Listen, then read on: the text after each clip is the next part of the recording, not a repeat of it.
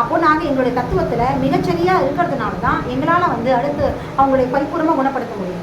நிறைய மல்டிநீட்லிங் அப்படியெல்லாம் வந்து இங்கே நிறைய விஷயங்கள் காட்டுவாங்க. எவ்வளோ விஷயங்கள்லாம் மல்டிநீட்லிங் போடுறது என்ன, அப்புறம் என்னென்னமோ கரண்ட்ஸாக இது மாதிரி நவீனம் அறிவியல் விஞ்ஞானமெல்லாம் எங்களை போட்டு குழப்புவாங்க. எங்களை சுற்றி நடக்கும். பேஷண்ட்ஸே கூட சில நேரங்களில் அறியாமையில் மேடம்க்கா இங்கே முட்டி வலி முட்டியில் போடுங்க, அங்கே நாங்கள் ஒரு அக்குபஞ்சர் கிட்ட போனோம், அவர் வந்து இங்கே முட்டிலலாம் போட்டார், கண்ணுக்கிட்ட போட்டார், காது கிட்ட போட்டார், கண்ணு வலிக்கு கண்ணை சுற்றி போட்டார், தலை உச்சியில் குத்துனார், இந்த மாதிரிலாம் சொல்லுவாங்க.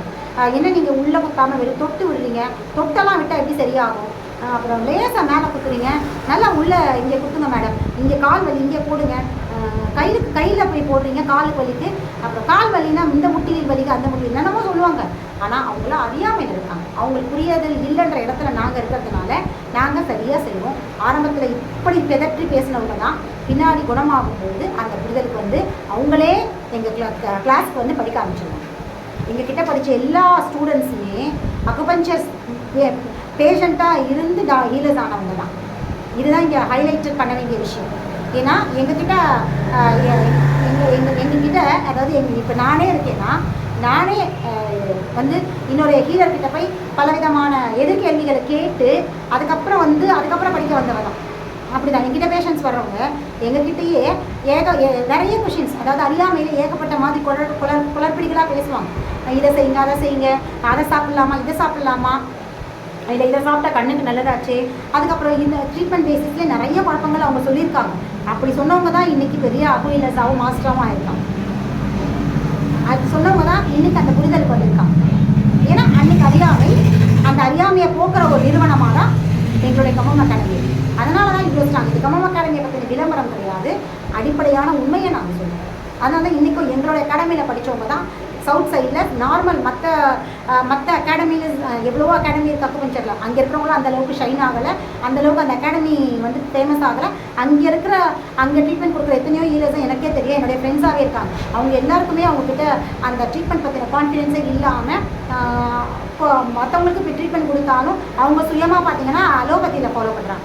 ஏன்னா அவங்க அகாடமியில் அந்த மாதிரி சொல்லிக் கொடுக்குறோம். எங்கள் அகாடமியில் எங்களுடைய வழிநடத்துகிற விதமே இருக்குது. ஸோ அக்குபஞ்சர் சிகிச்சை அப்படின்னா அடிப்படை என்ன அப்படின்னு பார்த்தீங்கன்னா உடல் அறிவியல் தான், இயற்கை தான். சிகிச்சை எங்களுக்கு 2வது பட்சம். எங்களுக்கு முதல்ல சொல்லிக் கொடுக்குற பாடம் அக்குபஞ்சரே கிடையாது, பசியை பற்றி தான், பசியை கவனிக்க சொல்லி தான், அந்த அடிப்படையை தான் சொல்லுவாங்க.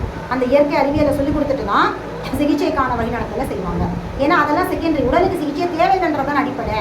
இப்போ ஏன் சிகிச்சை தேவைப்படுது அக்குபஞ்சர் சிகிச்சை கூடனா, இப்போ இருக்க ரசாயன மருந்துகளுடைய வீரியம் கடுமையாக இருக்கிறதுனால பல உறுப்புகளை தடுப்பூசியே எடுத்துக்கிட்டிங்கன்னா எந்த அளவுக்கு நேரடியாக மரணத்தை நோக்கி கொண்டு போகுது இல்லையா? ஸோ இப்படியான வீரியமிக்க ரசாயன மருந்துகள் வந்து வெளியே வரத்துக்கு அக்குபஞ்சர் சிகிச்சை அவசியம். அதை வெளியே வந்ததுக்கப்புறம் நீங்கள் இயற்கை வாழ்வில் கடைப்பிடிச்சிக்கோங்க அப்படிங்கிறதுக்காக தான். ரசாயன மருந்துகளே எடுக்காத வாழ்க்கை முறைகளை இருக்கிறவங்களும் இருக்கிறாங்க, ஒரு 10%. அவங்களுக்கு சிகிச்சையே தேவையில்லை, அக்குபஞ்சர் சிகிச்சையே தேவையில்லை.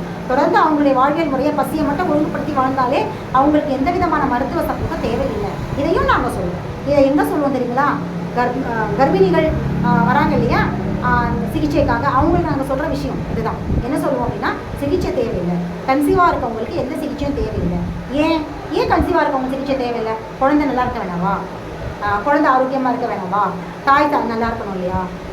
அலோபதியில் வந்து மெடிசின்ஸ்லாம் கொடுக்குறாங்களே, அயன் டேப்லெட்ஸ் கொடுக்குறாங்க, கால்சியம் டேப்லெட்ஸ் கொடுக்குறாங்க, இதை சாப்பிட்டு சொல்கிறாங்க, அந்த சப்ளிமெண்ட்ரி பவுடர் கொடுக்குறாங்க, சித்த மருத்துவம் போனால் அதை சாப்பிட சொல்கிறாங்க.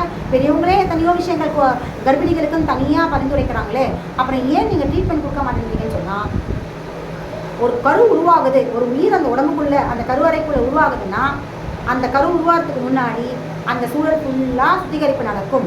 கரு உருவானதுக்கு அப்புறமும் இருக்க மிச்ச சொச்ச கழிவுகளையும் அந்த உடல் அந்த உயிரை பராமரிக்கிறதுக்காக தூய்மைப்படுத்தும். இது உடலுடைய அறிவியல்.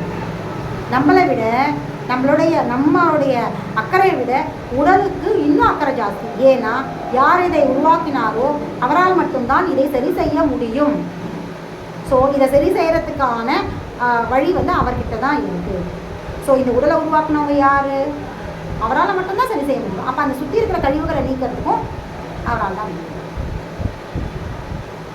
அப்போ அந்த கழிவுகள் நீக்கிற அந்த உயிர் அங்கே உருவாயிருக்கு அப்படின்னா, அந்த இடத்துல உயிர் உருவாயிருக்கு அப்படின்னா அங்கே சுற்றி இருக்கிற சூழலை சுத்தப்படுத்திட்டு அதுக்கப்புறம் தான் வந்து அந்த இடத்த கிளியர் பண்ணணும். அந்த உயிர் வந்து வாழ வைக்கும். ஸோ இந்த சூழல் தான் வந்து உடல் அறிவியலில் நடந்துருக்கு. உடல் இயற்கை வந்து இதெல்லாம் செஞ்சுக்கிட்டு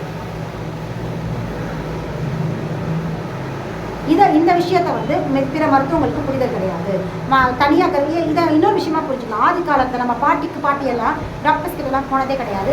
எந்த அக்குபஞ்சர் சிகிச்சை எடுத்தாங்களோ இல்லை சித்த மருத்துவத்தை போனாங்க. குழந்தை கன்சீவ் ஆகுதுன்றத ஒரு சாதாரண நிலையாக தானே பார்த்தாங்க. அதுவும் ஒரு வேலை, உடம்புடைய வேலை அப்படின்ற இடத்துல இருந்து பார்த்ததுனால அவங்களுக்கு எந்த விதமான தேவையோ சிகிச்சை முறையோ சிகிச்சை தனியாக வந்து எதுவுமே தேவைப்படலை. அவங்களுக்கு தேவைப்பட்டது எல்லாமே என்ன அப்படின்னு பார்த்தீங்கன்னா நார்மல் லைஃப், அன்றாட வாழ்க்கை. அவங்களுக்கு வேலை செஞ்சுட்டு இருந்தாங்க, அவங்க வேலையை அவங்க முறையாக செஞ்சுட்டு இருந்தாங்க, உடல் உழைப்பு இருந்தது. கன்சீவ் ஆகிருக்காங்கன்ற சந்தோஷத்தை தாண்டி வேறு எதுவும் அவங்க வந்து பெருசாக அக்கறையாலாம் ஒன்றும் பார்த்துக்கல. அதே சமயத்தில் அவங்க மனநிலை வந்து எப்படி குழந்தை பிறந்தாலும் ஏற்றுக்கிற மனநிலையிலே இருந்தாங்க. அதுக்காக பெருசாக மனசை உடைஞ்சிருக்காரு. அதே சமயத்தில் இறப்பை பற்றின ஒரு புரிதலும் அவங்களுக்கு இருக்குது. ஒரு குழந்தை இறந்துச்சுனாலும் அதை பெருசாக ஒரு 2 நாட்கள் மனசு கஷ்டப்பட்டாலும் அடுத்த குழந்தைகளுக்கு ரெடி ஆகிட்டாங்க. ஏன்னா அதை பெருசாக எடுத்துக்கல. பிரபஞ்சத்தோட நியதியை புரிஞ்சவங்க.